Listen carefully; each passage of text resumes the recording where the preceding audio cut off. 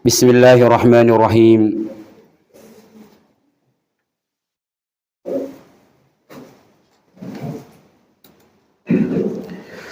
Assalamualaikum warahmatullahi wabarakatuh. Alhamdulillahi rabbil alamin. Wassalatu wassalamu ala asyrafil anbiya'i wal mursalin. Nabiyyina Muhammadin wa ala alihi wa sahbihi wa man tabi'ahum bi ihsanin ila yaumiddin. Qala Allah tabaraka wa ta'ala fil Qur'anil Karim, ya ayyuhalladzina amanu ittaqullaha haqqa tuqatih wa la tamutunna illa wa antum muslimun. Amma ba'du, ummahat fillah, a'azani Allah wa iyyakunna. Pada kesempatan di siang hari ini, insyaallah taala kita akan lanjutkan kembali kajian kita dari kitab Zadul Mar'ati Al-Muslimah, bekal wanita muslimah. Kita masih membahas bagian yang ketiga, yaitu tentang al-hadis, hadis-hadis Nabi sallallahu alaihi wasallam. Hadis yang berikutnya yang disebutkan dalam kitab ini adalah hadis yang bersumber dari sahabat Abil Abbas Abdullah ibnu Abbasin radhiyallahu anhuma. Qala, dia berkata, kuntu khalfan Nabi sallallahu alaihi wasallam. Pada suatu hari aku pernah berada di belakang Nabi sallallahu alaihi wasallam. Faqala, lalu Nabi sallallahu alaihi wasallam mengatakan, ya gulam, wahai anak muda, inni uallimuka kalimatin, sesungguhnya aku akan mengajarkan kepadamu beberapa kalimat yang bermanfaat untukmu. Ihfazillaha yahfazuk, ihfazillaha tajidu tijahak. Jagalah Allah, niscaya Allah akan menjagamu. Jagalah Allah, maka engkau akan mendapatinya di hadapanmu. Idza sa'alta fas'alillah, wa idza ista'anta fasta'in billah. Dan jika engkau meminta, maka mintalah kepada Allah subhanahu wa ta'ala. Dan jika engkau meminta pertolongan, mintalah pertolongan kepada Allah subhanahu wa ta'ala. Wa'alam annal ummata law ijtama'at ala an yanfa'uka bi syai'in lam yanfa'uka bi syai'in lan yanfa'uka illa bi syai'in qad katabahu Allahu lak. Ketahuilah bahwa seandainya seluruh umat berkumpul bersatu untuk memberi suatu manfaat kepadamu, maka mereka tidak akan dapat memberikan manfaat kepadamu illa, melainkan dengan sesuatu yang telah ditetapkan oleh Allah untuk dirimu. walau in istama'u ala an yadurruka bi syai'in lam yadurruka illa bi syai'in qad katabahu Allahu 'alaik, rufi'atil aklamu wa jaffatis suhuf. Kemudian sebaliknya, jika mereka berkumpul untuk menimpakan suatu kemudaratan, suatu bahaya kepadamu, maka mereka tidak akan dapat menimpakan kemudaratan, bahaya kepadamu, kecuali dengan sesuatu yang telah ditetapkan oleh Allah Subhanahu wa taala atas dirimu. Rufi'atil aklamu wa jaffatis suhufu, pena telah diangkat dan lembaran-lembaran telah kering. Hadis ini adalah hadis yang diriwayatkan oleh Tirmidzi dan beliau mengatakan haditsun hasanun sahih. Hadis ini derajatnya adalah hasan sahih. Ummahat fillah, a'azani Allahu wa iyyakunna. Hadis ini bersumber dari sahabat Ibnu Abbas radhiyallahu taala anhu. Dan sahabat Ibnu Abbas radhiyallahu taala anhu adalah seorang sahabat yang junior, yang kecil dibandingkan dengan sahabat-sahabat yang lainnya. Seperti sahabat Abu Bakar As-Siddiq radhiyallahu taala anhu, Umar bin Khattab radhiyallahu taala anhu. Nah, beliau adalah sahabat yang kecil, min sigari sahabah. Beliau lahir 3 tahun sebelum hijrahnya Nabi sallallahu alaihi wasallam. 3 tahun sebelum hijrahnya Nabi sallallahu alaihi wasallam. Ya, 3 tahun berarti pada tahun ke-10 dari kenabian Nabi sallallahu alaihi wasallam, yang dimana tahun itu dikenal dengan Amul Huzni, tahun kesedihan, di mana Rasulullah sallallahu alaihi wasallam berduka yang begitu dalam kehilangan pamannya Abu Talib yang banyak membelanya, dan kedua adalah istri beliau yang tercinta Khadijah bintu Khuwailid radhiyallahu taala anha.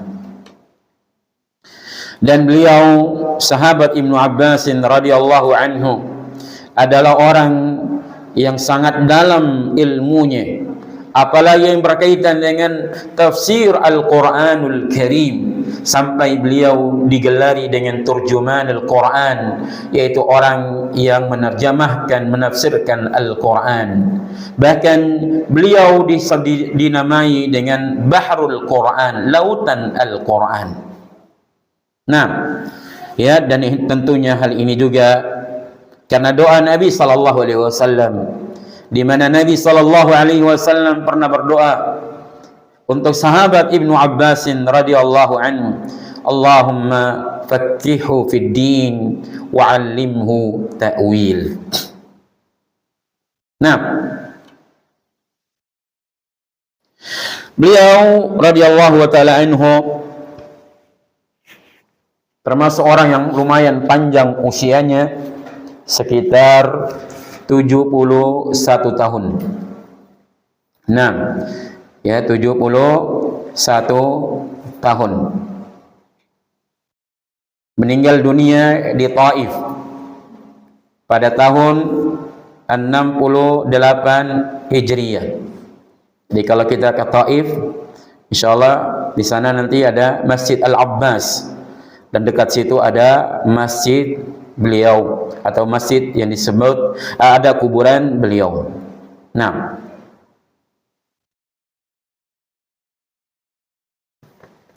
beliau bercerita bahwa kuntu khalfan Nabi sallallahu alaihi wasallam, aku berada di belakang Nabi sallallahu alaihi wasallam, berada di belakangnya Nabi sallallahu alaihi wasallam. Ya, di belakang Nabi sallallahu alaihi wasallam ada 2 kemungkinan. ada kalanya beliau berjalan bersama Nabi sallallahu alaihi wasallam jalan kaki dan Ibnu Abbasin berada di belakangnya.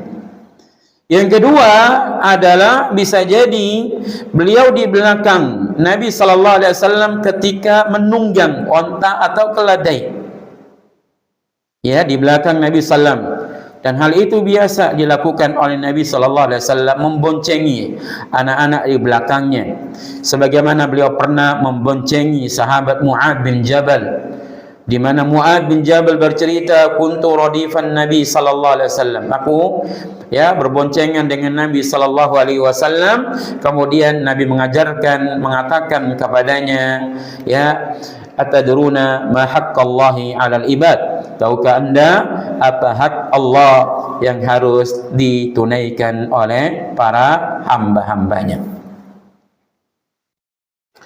Kemudian selanjutnya Nabi sallallahu alaihi wasallam mengatakan, ya gulam, wahai nak, atau wahai anak muda. Disebutkan bahwa gulam itu, nah, usia gulam itu yaitu dari semenjak dia disapih sampai mencapai usia 9 tahun.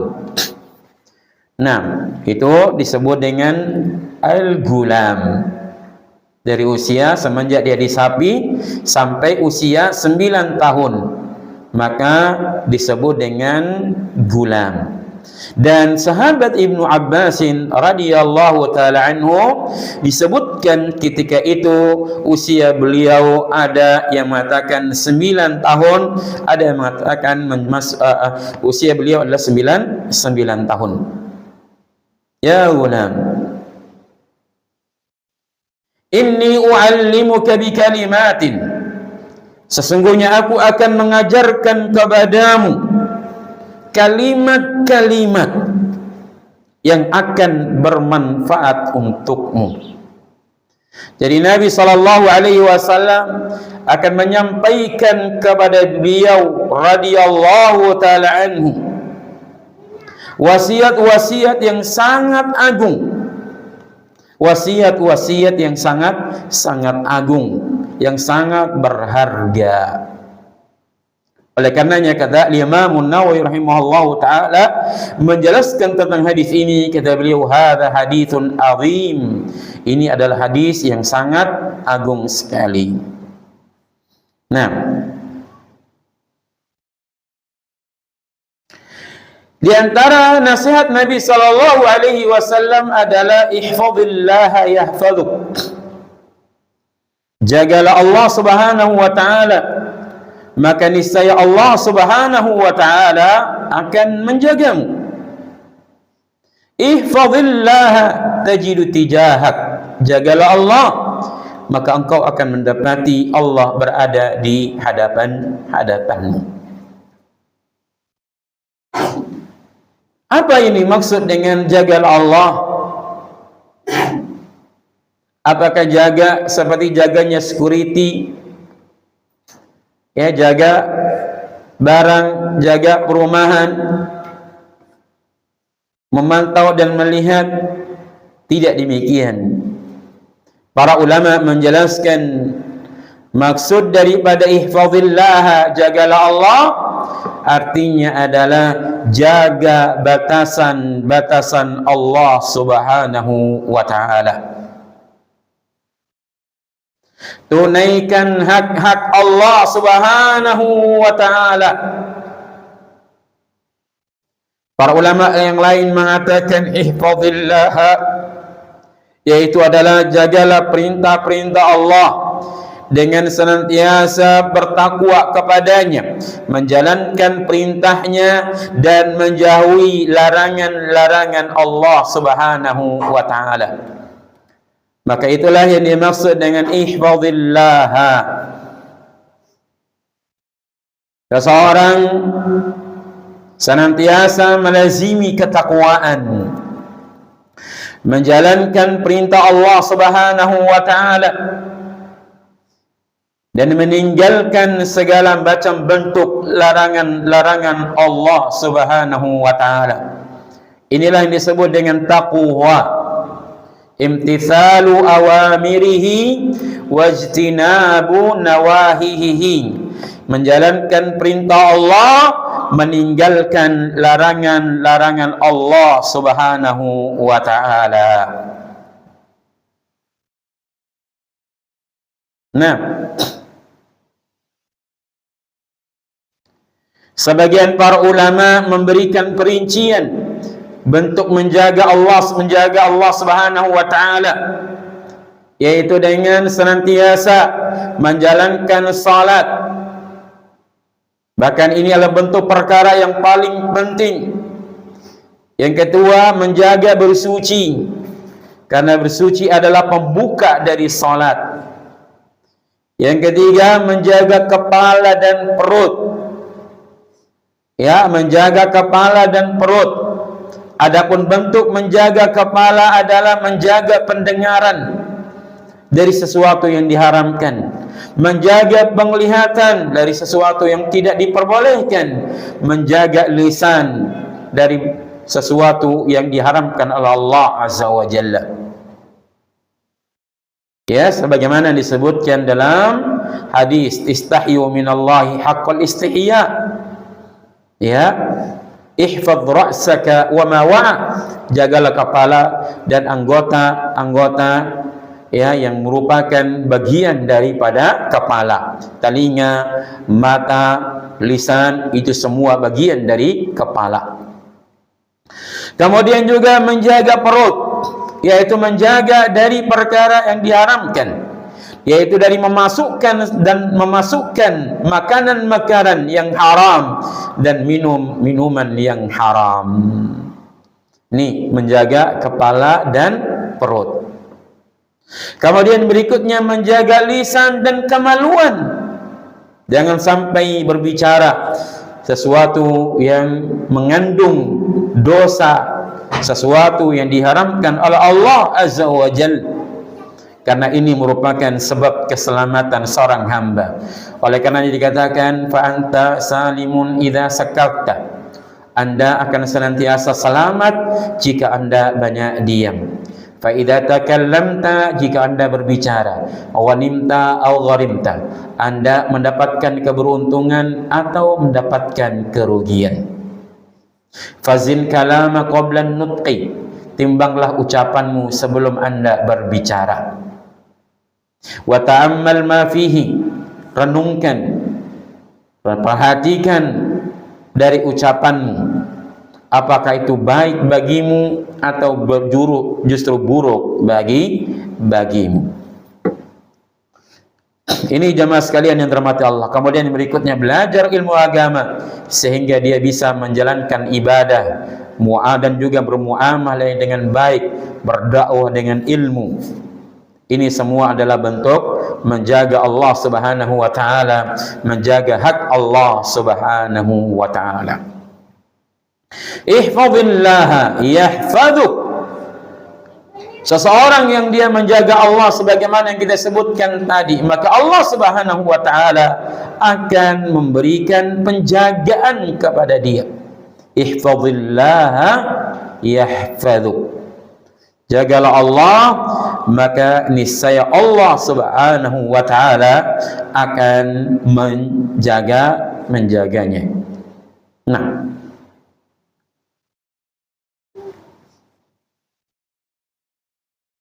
kemudian yang selanjutnya, wa idza sta'anta fasta'in billah. Jika engkau minta pertolongan, mintalah pertolongan kepada Allah Subhanahu wa ta'ala. Karena dialah yang maha kaya, maha mampu. Ya, maha kaya, maha mampu atas segala sesuatu yang tidak dimiliki oleh makhluknya, oleh hamba-hambanya.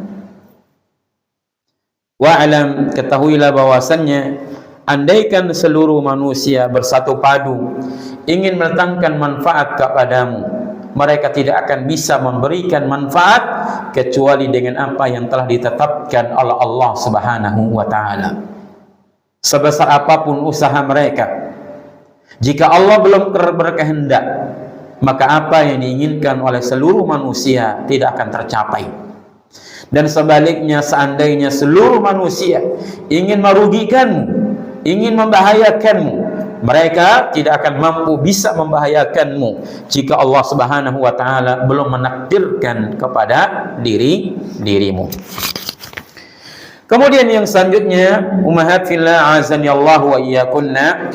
Sekarang kita masuk kepada min fiqhil hadithi, di antara bentuk pemahaman dari hadis ini. Yang pertama adalah yang bagi al-hirsu ala gharsil aqidah as-salima fi nususil nash'i. Hendaknya seseorang itu bersemangat untuk menanamkan akidah yang lurus pada diri, pada jiwa kaum muda. Nah, seseorang yang baru beranjak dewasa, masuk usia muda, ya, bahkan dari kecil sudah ditanamkan kepadanya akidah-akidah salimah, diajarkan kepada mereka, sebagaimana halnya Rasulullah sallallahu alaihi wasallam mengajarkan kepada sahabat Ibnu Abbas radhiyallahu taala anhu, yang di saat itu dia masih gulam. Ya, diajarkan, disampaikan. Ada kalanya bentuk pengajaran dengan bertanya kepadanya, karena dengan bertanya dia akan lebih fokus, lebih perhatian. Dia memikir, ketika dia tidak bisa menjawab, disampaikan. Kalau dia bisa menjawab, alhamdulillah. Metode mengajar itu banyak. Ada kalanya dengan bertanya, sebagaimana sering dilakukan oleh Nabi sallallahu alaihi wasallam. Nabi mengatakan, ya Mu'ad, atadri ma haqqullahi 'alal ibad?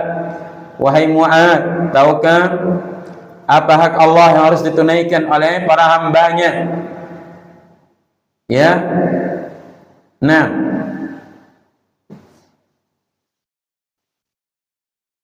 jadi dengan bertanya, karena dengan bertanya akan lebih fokus, lebih perhatian. Ini yang biasa dilakukan Nabi SAW. Bahkan disebutkan dalam hadis yang lain tentang seorang jariyah, seorang budak yang masih kecil. Nabi bertanya kepada dia perkara yang sangat penting, bagian daripada akidah. Dia mengatakan, Aina Allah, di manakah Allah?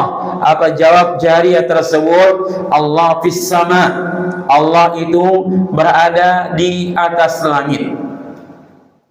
Oleh karenanya, jemaah sekalian yang dirahmati Allah, kita harus menanamkan akidah yang benar, akidah yang lurus kepada anak-anak kita. Karena itu adalah merupakan tanggung jawab, tugas orang tua, mendidik mereka, mengajarkan mereka. Sebagaimana Allah sebutkan dalam Al-Quran, ya ayyuhalladzina amanu, hai orang-orang yang beriman, qu anfusakum wa ahlikum nara, jagalah dirimu dan jaga keluargamu dari api neraka. Sahabat Ali bin Abi Thalib menjelaskan tentang ayat ini.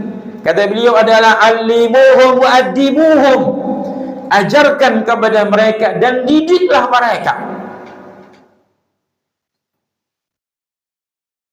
Jadi tugas tanggung jawab orang tua, apalagi seorang ibu. Ibu adalah madrasah yang pertama bagi anak-anaknya. Al-ummu madrasatul ula. Jadi bukan di playgroup, bukan di PAUD, bukan di TK. Anak-anak itu paling banyak ngumpul dengan siapa? Gurunya atau dengan ibu bapaknya? Dengan ibu dan bapaknya. Di sekolah hanya beberapa saat saja, hanya beberapa jam, setelah itu dia kembali. Jadi seorang ayah dan ibu, dia harus memiliki ilmu. Dengan ilmu dia bisa mendidik, menterbiah anaknya. Oleh karenanya ummahat yang dirahmati Allah Azza wa Jalla, disebutkan oleh para ulama bagaimana cara agar anak kita tumbuh menjadi anak yang saleh salihah? Yang pertama adalah berdoa kepada Allah Azza wa Jalla, sebagaimana doa para nabi alaihi salatu wassalam. Mereka berdoa untuk anak keturunan mereka.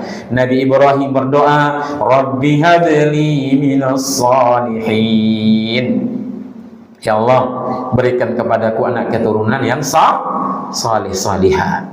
Nabi Zakaria juga berdoa kepada Allah Azza wa Jalla, Rabbi habli min ladunka dzurriyyatan thayyibah, ya Allah ya Rabbku, berikanlah kepadaku dari sisimu keturunan yang baik. Yang kedua adalah solehkan dirimu. Kalau kita ingin anak kita anak yang saleh, kita sebagai orang tua jadi harus orang yang tua yang saleh.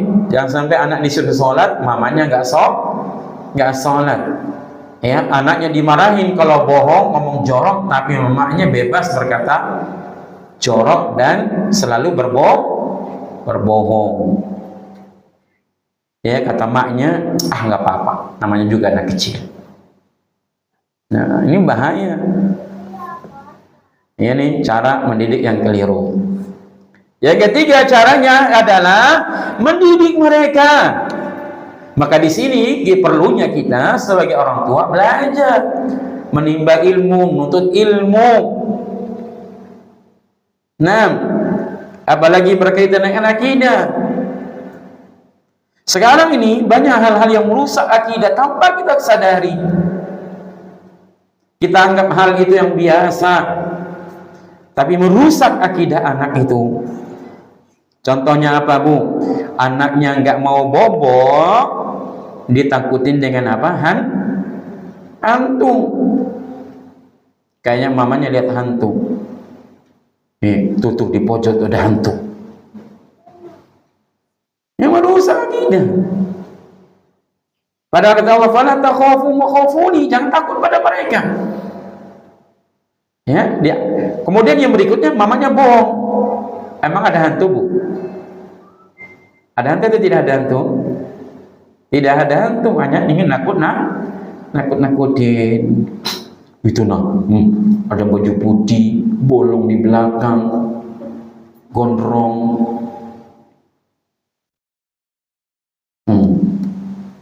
Akhirnya anak takut. Akhirnya anak nggak mau ke WC, anak mau keluar malam, takut ada hantu, ada setan, Gundorowo, kuntilanak, mak lampir. Siapa lagi, Bu? Itu nama-nama syaitan itu. Banyak betul namanya, Ibu. Nah ini, tanpa kita kesadari, kita sudah merusak. Ya, belum lagi nanti dia bilang, kalau tidak bobo digigit nyamuk. Padahal nyamuk nggak ada. Dari kecil dia sudah diajarin bohong. Tadi dari hantu nggak ada, dia bilang ada hantu. Nyamuk nggak gigit, dia bilang gigit nyamuk. Pas anaknya bohongin mamanya, apa kata mamanya? Maknya bilang apa, Bu? Ya Allah, anakku hebat, sudah pandai berbohong sama mama. Ini ada didikan mama ya, terus dipertahankan. Ini memang emaknya agak lain nih. Gitu. Jadi harus menuntut ilmu, diajarkan, tanamkan akidah. Kemudian juga tanamkan yang lainnya dari akhlak, dari adab. Sebagaimana Nabi sallallahu alaihi wasallam mengajarkan kepada anak-anak kecil, ya gulam, wahai nak, samillah, baca bismillah, wa kul biyaminik, makan dengan tanganmu, wa kul mimma yalik, makan yang dekat denganmu. Dari kecil sudah diajarkan adab, etika. Ketika makan harus bismillah, pakai tangan kanan. Belum lagi yang lainnya diajarkan.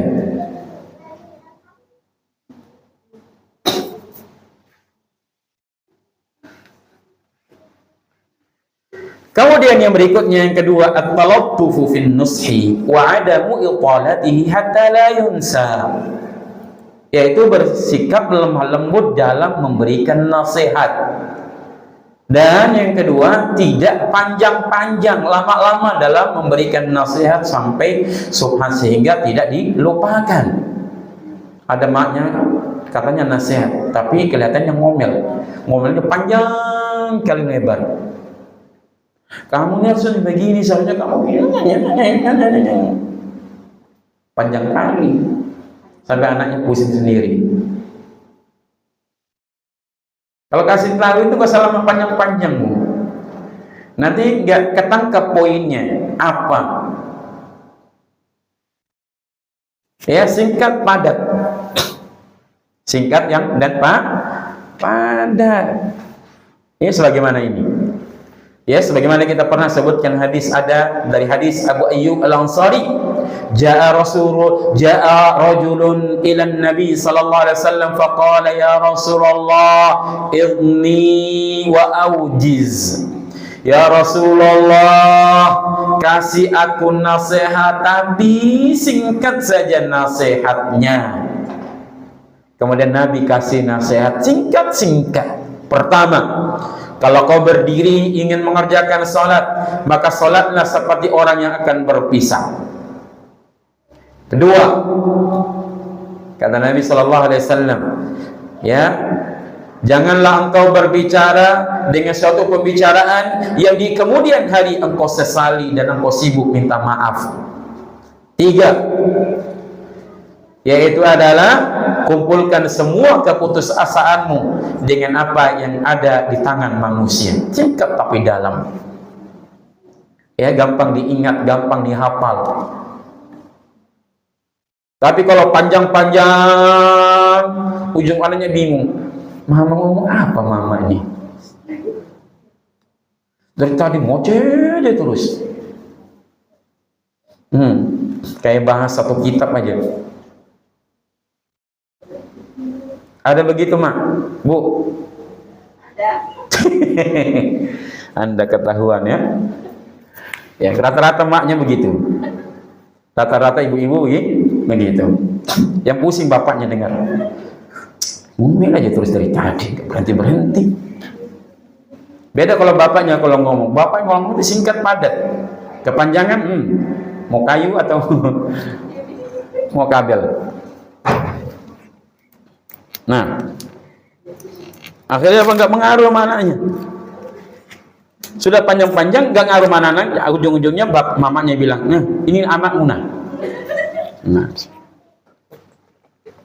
Ini saling apa, melempar apa ini. Kalau anaknya pintar hebat, ini anak mama gitu. Tapi kalau anaknya bandel, susah dikasih tahu, ngeyel, nih anakmu. Loh, anakku dengan siapa?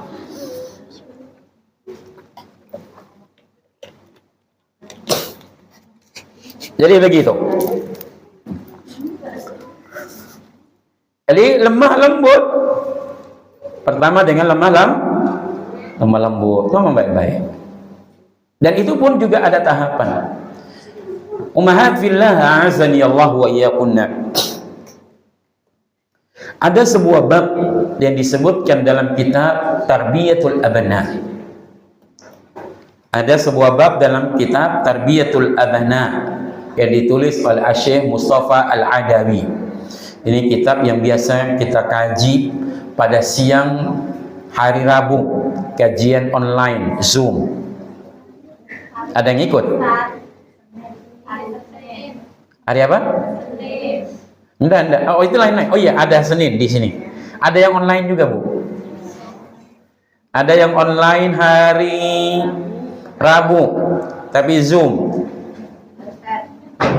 Di situ ada sebuah bab disebutkan, ya, hal yudrabul ibnu lita'dib. Apakah anak itu boleh dipukul dalam rangka mendidik? Maka di situ dijelaskan oleh Syekh Hafizahullah taala, ya, tahapan-tahapan. Ya, kesimpulannya adalah pukulan itu adalah cara yang terakhir. Cara yang terakhir, yang terakhir. Yang pertama ngomong lemah lembut, gak mempan lemah lembut, agak dikerasin lagi dikit. Semua cara sudah dilakukan, gak mempan, maka dengan mukul. Mukulnya untuk dalam rangka mendidik. Nah, jadi asalnya itu menasihati dengan lemah lembut, sebagaimana yang dilakukan oleh para anbiya. Ketika mereka datang dakwahi si Fir'aun, Nabi Musa dan Nabi Harun Allah utus temui Fir'aun. Datang ke sana nasihatin Fir'aun dengan apa? Lemah lembut, bukan dengan ngamuk-ngamuk. Fir'aun, kamu ya. Enggak. Tapi kata Allah, idhaba ila fir'auna innahu tagha. Hei Musa, Harun, pergi kamu dua, temui Fir'aun, dia itu sudah melampaui batas. Faqula qawlan layyinan. Ketika di hadapan dia, bicara kata yang lembut. Kadang ada orang itu dia omong baik-baik, terima. Jadi kalau anak-anak itu Bu, kalau kata-kata yang lembut baik sudah diterima, wes stop. Ini enggak kita orang tua ya. Ya, anaknya sudah mangut tapi ditambahin lagi pakai mukul. Naam. Ya gitu. Apalagi kalau sudah emosi sudah memuncak. Nah, lupa semua yang kita kajian. Jadi at-talaffuz ma'as saghir. Jadi harus lemah lembut kepada anak-anak dalam memberikan nasihat.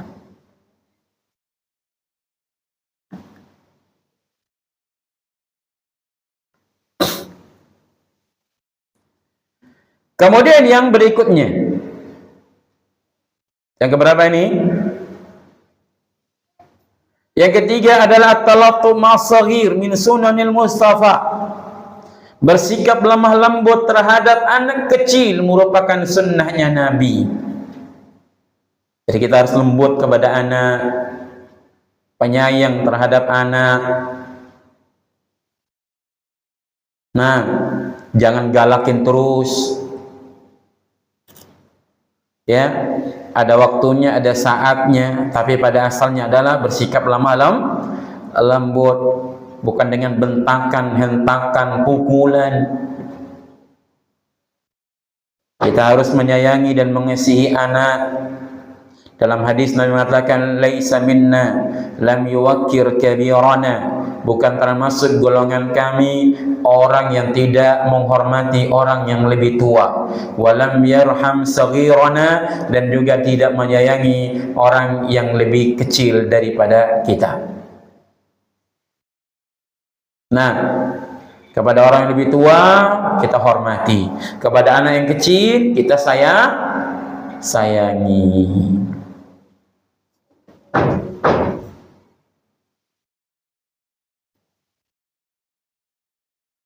Ini. Kemudian yang berikutnya, Allahu iyyakunna. Yang keberapa ini? Yang keempat, al-jaza'u min jinsil amal. Balasan itu sesuai dengan amal perbuatan.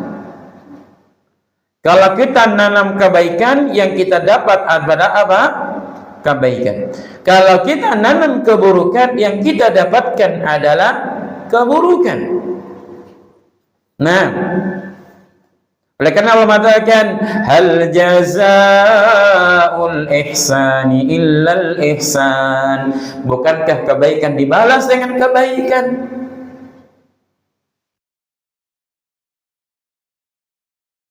Oleh karenanya, faman hafidhat,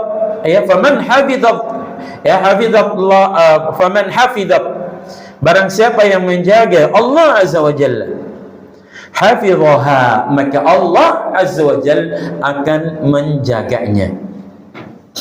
Tadi kita sudah terangkan bentuk menjaga Allah, maka Allah Subhanahu wa taala akan membalasnya. Ya, Allah Subhanahu wa taala akan membalasnya. Nah, Allah Subhanahu wa taala akan membalasnya dengan menjaganya. Di antaranya Allah Azza wa Jalla ya akan menjaga urusan dunianya. akan diberikan penjagaan pada badan, anak, keluarga dan hartanya, sebagaimana Allah sebutkan di dalam surah Ar-Ra'd ayat 11, lahu mu'aqqabatum min baini yadayhi wa min khalfihi yahfazunahu min amrillah. Nah, bagi manusia ada malaikat-malaikat yang selalu mengikutinya bergiliran di muka dan di belakangnya. Mereka menjaganya atas perintah Allah Subhanahu wa taala.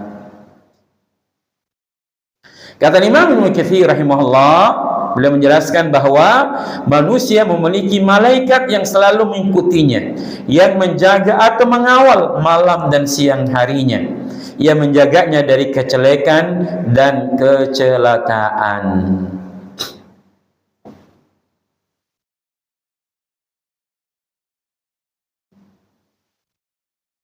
Yang berikutnya, bentuk penjagaan yang kedua, disebutkan bahwa apabila seseorang menjaga hak Allah di waktu muda dan di saat dia kuat, maka Allah akan menjaga dia di waktu tua dan di saat dia lemah. Yaitu Allah akan terus menjaga pendengaran, penglihatan, kekuatan serta kecerdasannya. Nah,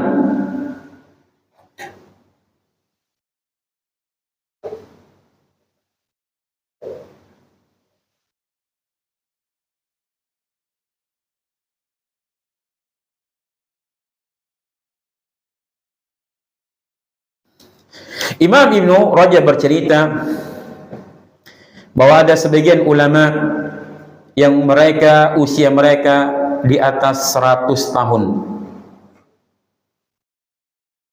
Namun ketika itu mereka masih diberi kekuatan dan kecerdasan. Bahkan ibu-ibu di antara ulama itu ada yang pernah melompat dengan lompatan yang amat jauh, padahal sudah tua. Kalau kita dari kursi turun tuh pelan-pelan ke kaki. Beda waktu muda lompat-lompat sana sini. Tapi pas umur 40 tahun ke atas mau turun pelan-pelan, hati-hati. Takut apa? Keseleo. Takut apa? Nggak bisa bangun lagi. Dan ulama itu mengatakan hadhil jawarihu hafidnaha 'anil ma'asi fis sighar fa hafidhahullahu 'alaina fil kibar. Anggota badan ini selalu aku jaga agar jangan sampai berbuat maksiat dikala aku muda. Balasannya Allah menjaga anggota badanku di waktu tuaku.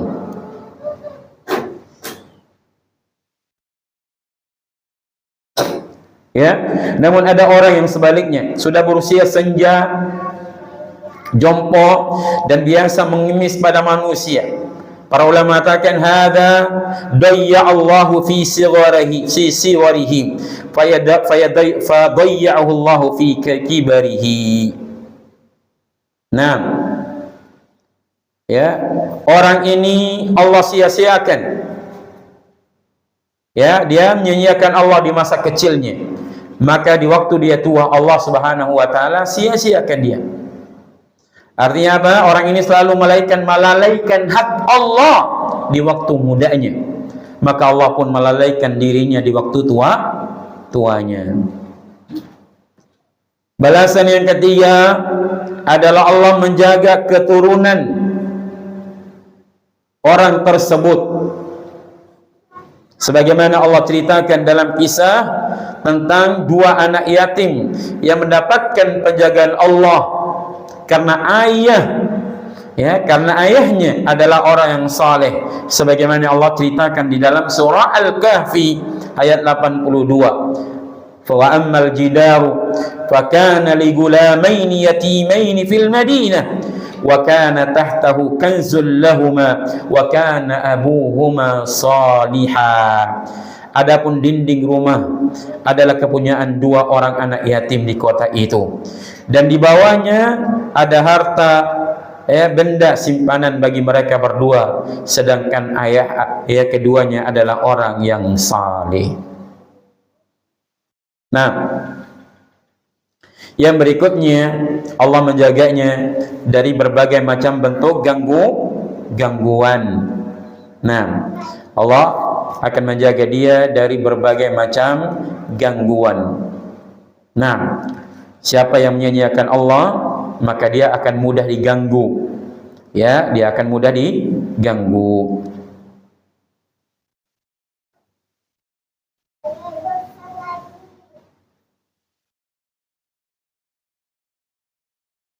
Jadi demikian.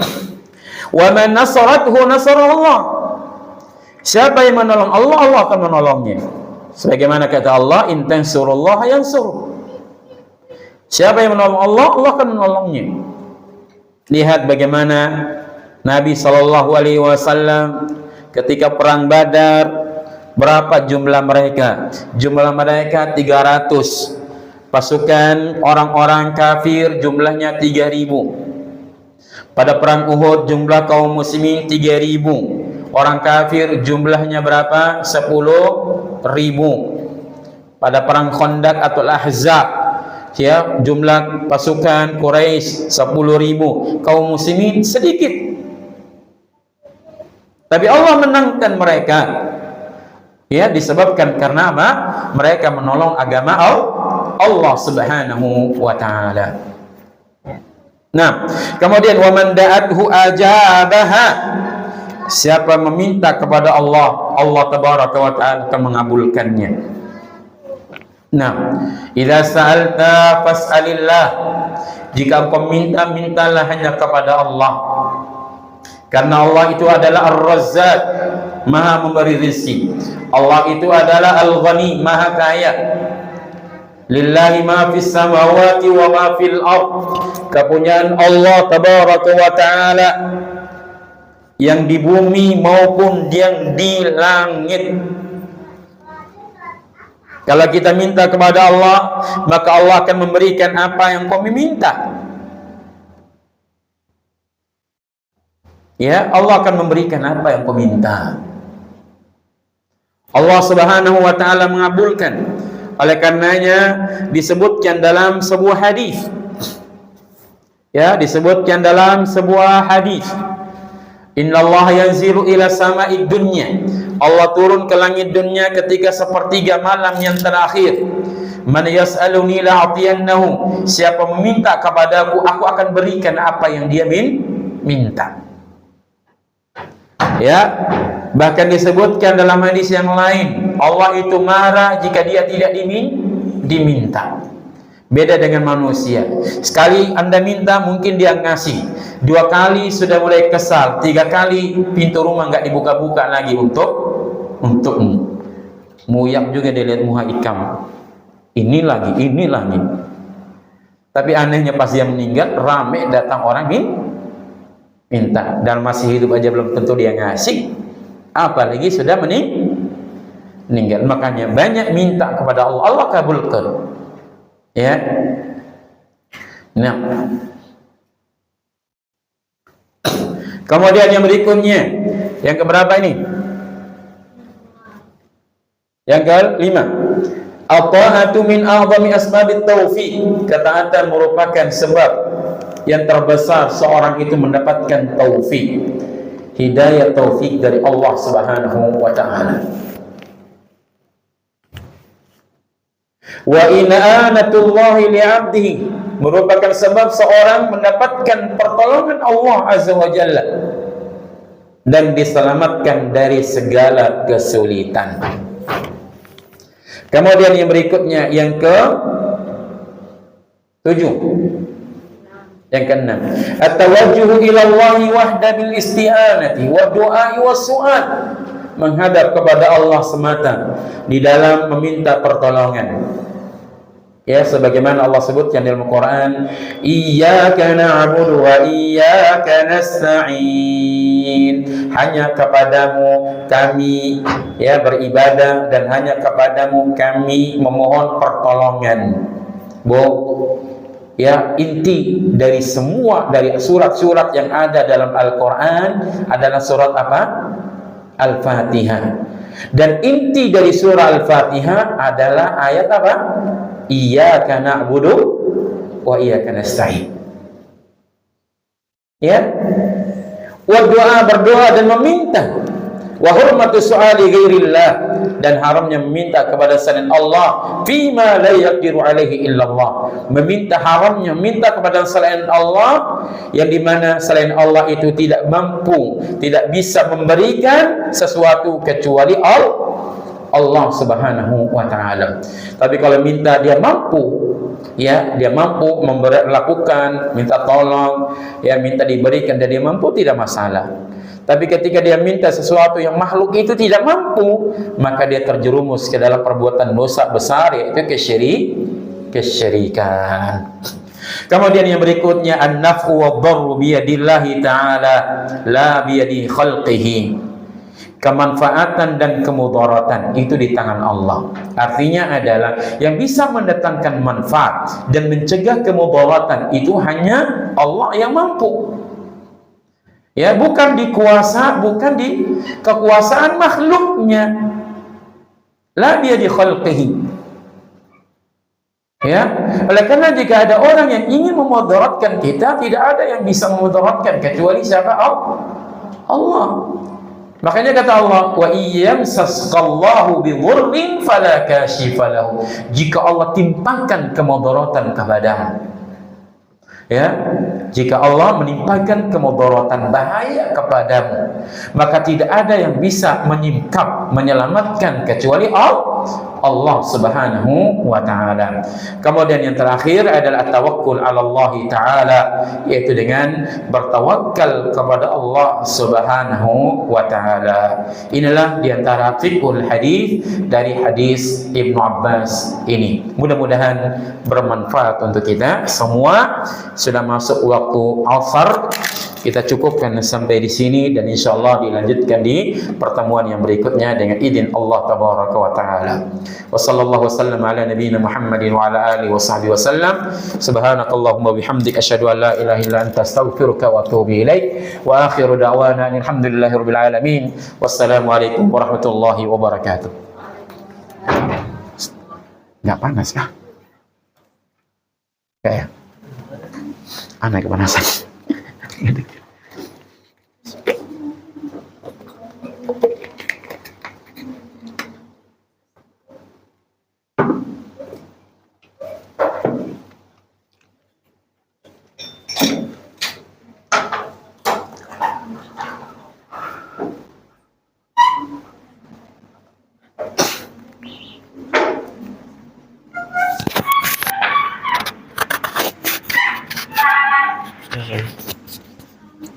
Jahit wajan gak jahit?